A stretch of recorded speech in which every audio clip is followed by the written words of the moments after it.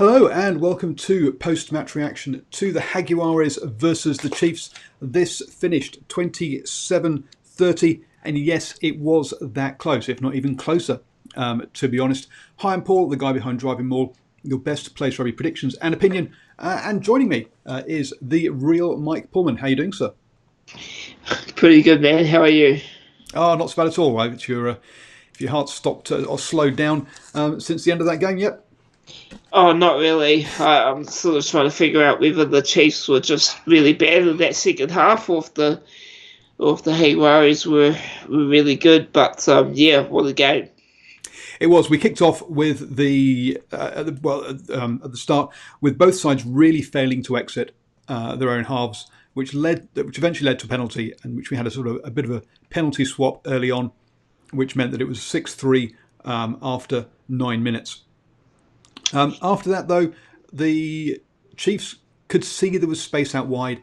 They were just struggling to get the ball to the players as the defence came up and in, and they were having to force lots of floated passes over the top to try and reach them, and those weren't really working.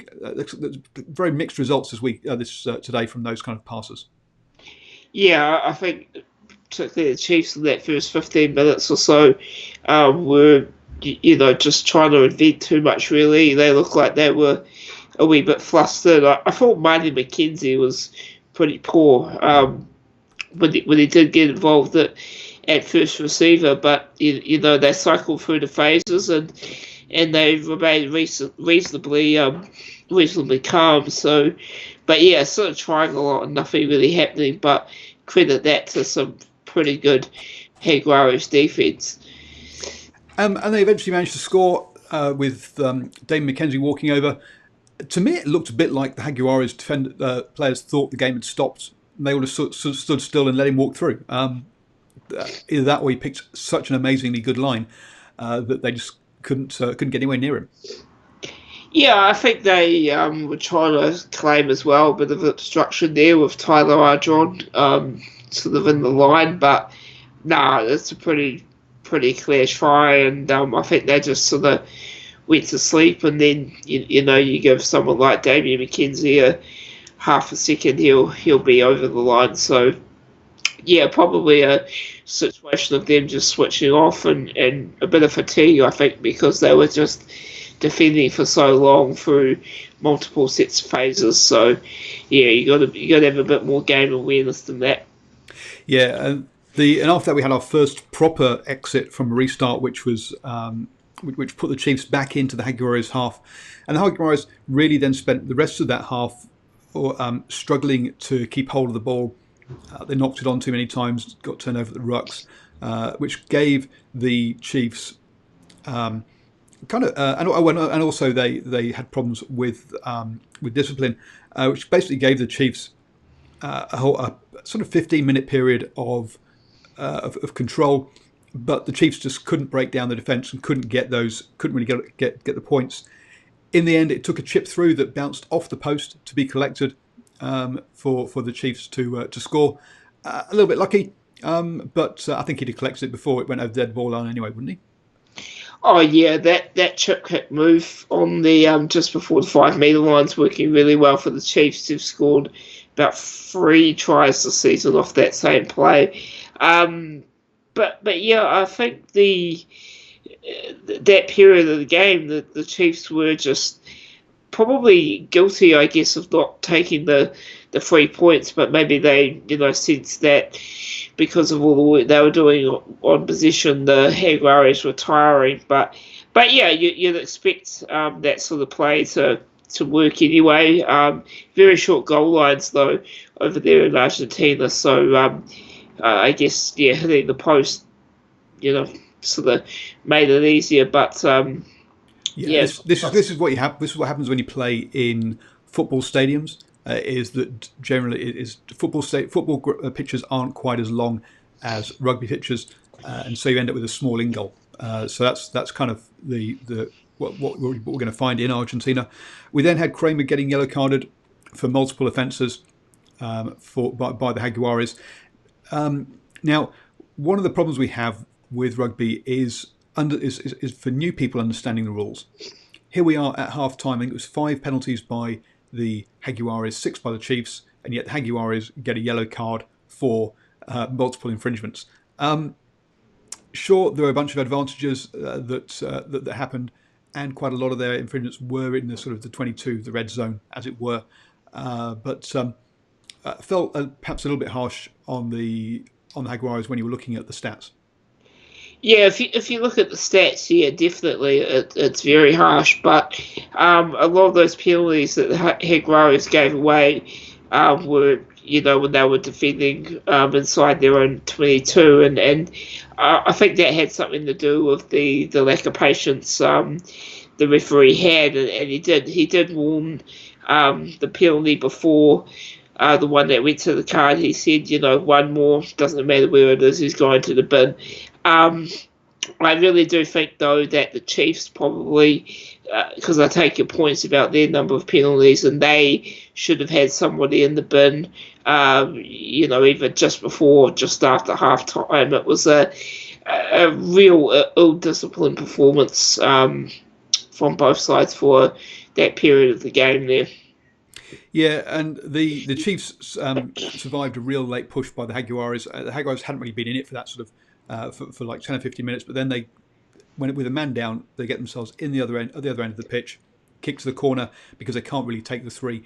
In hindsight, they lost by 3 points. If they'd taken 3 there and gone into half time with the last score, who knows what would have happened. But it was I say that's hindsight is a wonderful thing. It's 11 points down.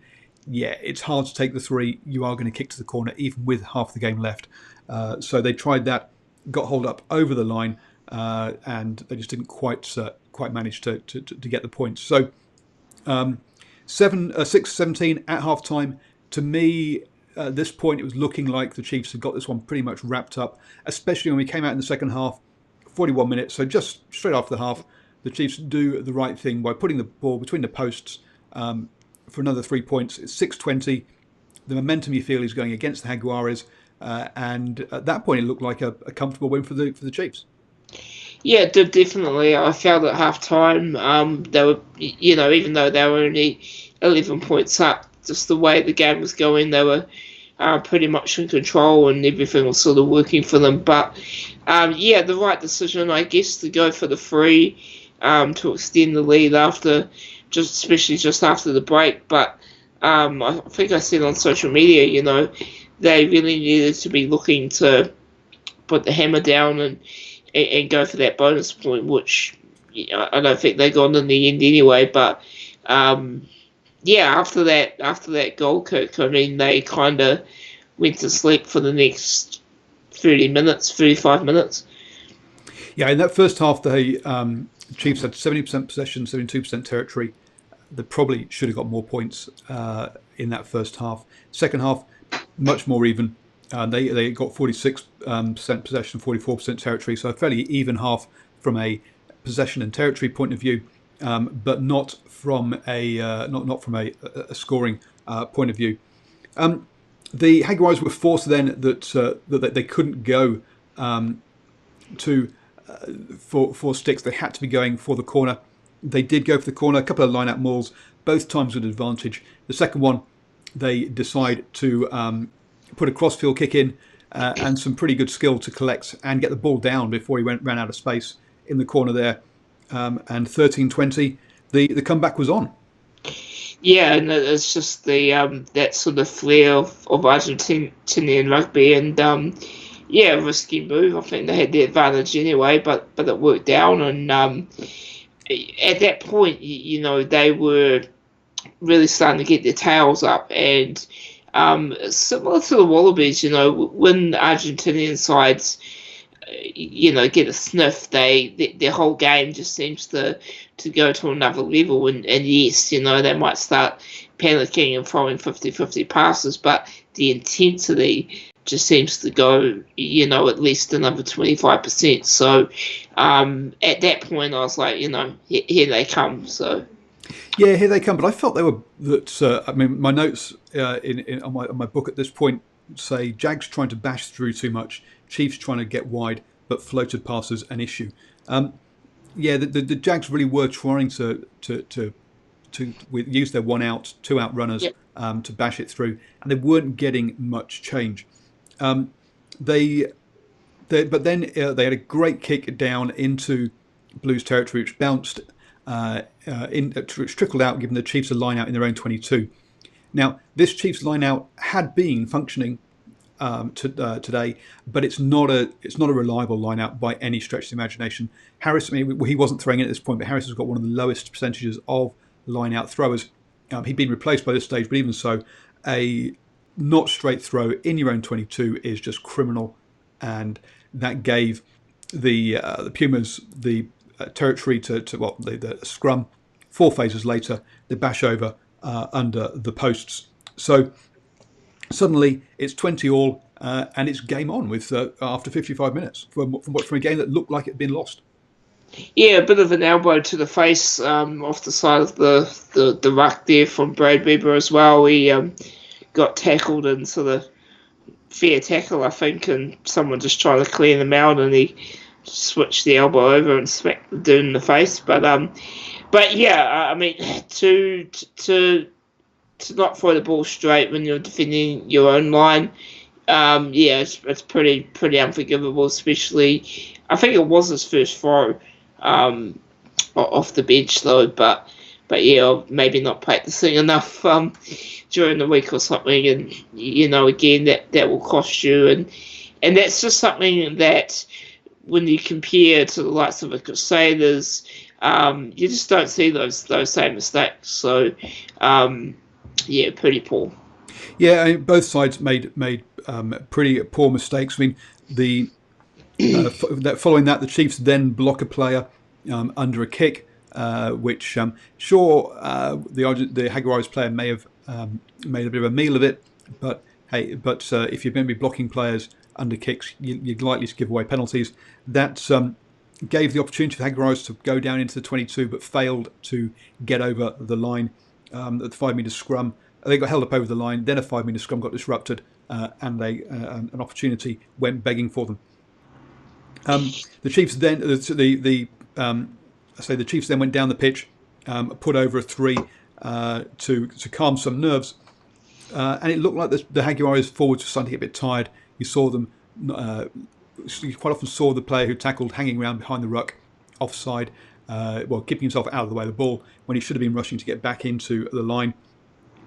But again, under advantage on 72 minutes for not rolling away, the Jaguares have another opportunity in the Chiefs 22, another crossfield kick. This one went loose, got picked up by Orlando, and he went over, and suddenly it's 27-23, 72 minutes on to go, and Jaguares looking promising. Yeah, and that was actually, in the midst of quite a lot of knock-ons by the Jaguares as they were trying to build, but when they backed that kick to the corner, it was clearly a game plan of theirs, and it worked for a second time. And this is the moments though where experience in the side is really important, and this is at least the third time this year that the Chiefs players in these situations, regular All Blacks, proven leaders, are just not showing up, not communicating, not keeping the younger guys in the team calm.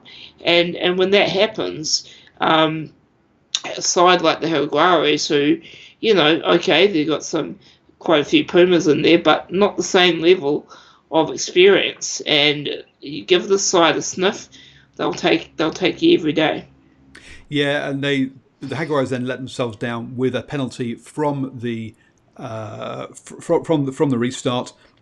The Chiefs decided that actually, rather than taking 3, making it 1-point game and try and come down again, they went to the corner. They then actually the Jaguares' defence worked really well. They even managed to get a very athletic intercept, but off that they couldn't clear their own ball. It gets charged down in the end zone, and I must admit I wasn't sure what the laws were when you pass it back into your own end zone and you kick it and it gets charged down and goes out of play. What's the resultant call? Apparently, it's a 5 metre scrum. Off the back of that, Triple T goes over in the corner. Dame McKenzie, having a good day with the boot, bounces it off the post, claim the restart and kick it out. Oh, actually, claim the restart and knock it on. And with the hooter already gone, that meant it was game over. But this one, really was snatched at the last minute. I say both sides really hurt themselves with discipline. A penalty from the restart. The Chiefs doing similar things themselves, giving up penalties to give Jaguares territory late on, meant that this one really could have gone either way. Yeah, it could have, and I mean, I look back at this game. I think the Jaguares sort of should have won this. Really, they deserved to win it based on their performance in the second half. I mean, 3 tries, 20 something points maybe, but yeah, 3 tries for 21 points.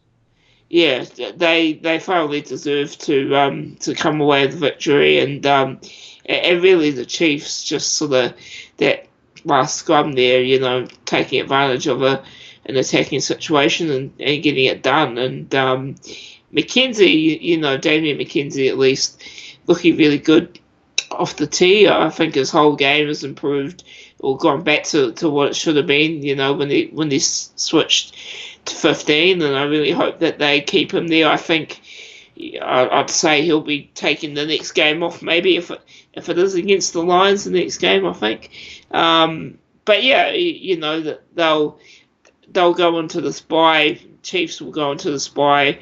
They'll get home and they'll have a few days off. But nothing about this performance has suggested that they're sort of on the way back, and it was compared to last week a pretty sorry performance, really.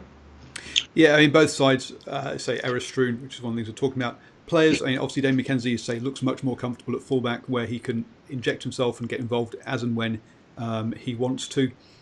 Anthony Brown, not his best game in there. A person looking at the stats, I was Jacobson, 18 carries on attack for the flanker, and then on defence, the 16 tackles. The only guy to get into double figures for the Chiefs. He put through a lot of work today. Yeah, he did, and I also thought Michael Allardyce, first game as captain, really, and especially that first half, really got himself involved and communicating with the referee, asking questions, which is good. And I mean, how good is this referee? To me, I forget his Angus Gardner. Yep. To me, this is a guy who should be refereeing the World Cup final.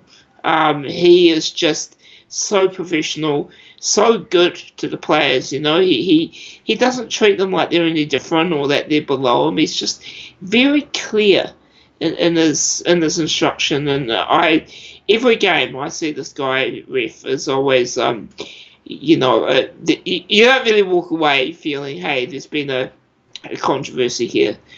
I'd like him to shut up the players a bit more, but then again, I'd like all referees to shut up the players a bit more. Had a good game. On the Jaguares side, I mean, that back three of Buffelli, Moyano, Tukelet, with Orlando also coming on into the centres there, they're always dangerous, but perhaps didn't get to sparkle as much as you'd want to see. A lot of work by Lozana and Kramer, 18 tackles and 11 tackles each for themselves. Lavanini, congratulations, you kept yourself on the pitch, which is good, and didn't even give a penalty either, which is impressive. Brown for the I've gone blank for the Chiefs. 4 penalties he gave away in that game. That's an amazingly high number. Yeah, it is, and I mean, the Chiefs have long been one of the worst disciplined teams in the comp, and I don't know. A lot of penalties that are given away, a player will sort of be, going on instinct, but you've got to be able to have a wee bit more self-discipline than that. But Mitch Brown is still a fairly young player, and But there are a lot of warning signs here. I know I've talked a lot about the Chiefs, but there are a lot of warning signs moving forward because the Chiefs giving away all these penalties and the sort of going to sleep in the middle of games. I mean, granted, last week was a bit different, but they need to. There's a lot of work on, I think, in this team, and 2 wins on the trot. Okay, but you got a clash against the Lions, you got the Blues coming up, and then you got Kiwi derbies all over again. So yeah, sort of feel like this was a bit of a loss in a way. A bit of a loss, even though they won't. They got it out the fire. I got you to say, it wasn't the greatest of performances by any stretch. Areas for them to work on. Clearly, that line out, and fine.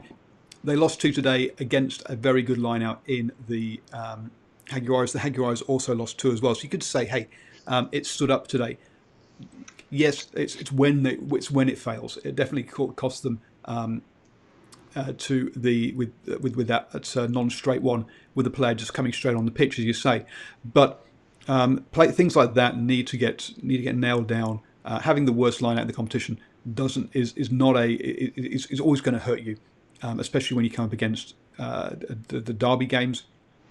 As you say, so 15 turnovers for the Jaguares, 11 for the Chiefs. It felt like a lot more than that, to be honest with you, with the amount of knock-ons. There were 8 scrums for the Jaguares, 9 for the Chiefs. That's a lot of scrums in a game. Handling and line out are 2 areas I think they need to tidy up on. Should be working on in the off week for the Chiefs for me. We've talked that they're a young side and leadership, and that is going to lead to inconsistencies, unfortunately for them, and we're seeing that already this season. Yeah, and I mean, the Jaguares are a pretty messy team. To me, they're not as great as a lot of people think they are. I wouldn't put them that much ahead of the Sunwolves, really, and they give away far too many opportunities, and but good teams like the Hurricanes, like the Crusaders, even the Blues. I know the Blues lost to the Jaguares, but good teams will make you pay, and this is an example of a Chiefs side that didn't, and they actually just got out of jail for free. They did get out of jail. I rank the Jaguares better than you do. Yes, they play fast and loose, but part of that playing fast and loose is they were always dangerous and always capable of scoring points. Today they made too many errors. I agree with knock-ons and stuff, and just not keeping hold of that ball. The point is, when that offloading, when that crazy play clicks, do they look good? It's like every time Argentina come down to New Zealand, that first 50 or so minutes, it seems to click, and it's an exciting brand of rugby for sure. And at 87% tackling, defensively they're stronger than the Sunwolves, and that's where I think the big difference between those two sides are. Because again, the Sunwolves got exciting fast backs, but defensively they can be wanting after the sort of set phase piece. So, thank you very much for joining me. Michael, don't forget to head over to the Kiwi Rugby Corner to check out Michael's content on his channel. And where are you on Twitter for people to talk to you? So I'm at Real Mike Pullman on Twitter, and you can just find me there and Paul's tweet there, and good to chat rugby. Looking forward to next weekend. And also look out for his writing at the Runner Sports as well. It's been a good weekend of rugby. I'm going to go away now and watch Leinster versus Ulster, because I've never, or you very rarely see the amount of praise for a game that's come out as done for that one. One of the ones I was thinking about highlights, but now I'm going to watch the whole game because, hey, that looks like an absolute cracker. I might come on and have a bit of a chat about that game as well, because everyone is talking about that game and saying how wonderful it was. So if you can get hold of that on however you get hold of your rugby, then give it a watch, is my recommendation. Up there is how you, for the recording, is how you subscribe to the channel. Down there is how you become a Patreon. If you become a Patreon like Michael is, then you get access to my exclusive opinion pieces. So I did one about the Sunwolves leaving Super Rugby this week, and also another one about Super Rugby going down to 14 teams. Next week I'll be looking at the proposed law trials that are coming out, and talk all about those. So to get exclusive content like that, and also to support this channel, bringing you this free content, then go click down there and become a Patreon for as little as $1 a month. Hey, what a bargain! And over there are two videos that the artificial intelligence here at YouTube says you'll enjoy. So go give them a watch too.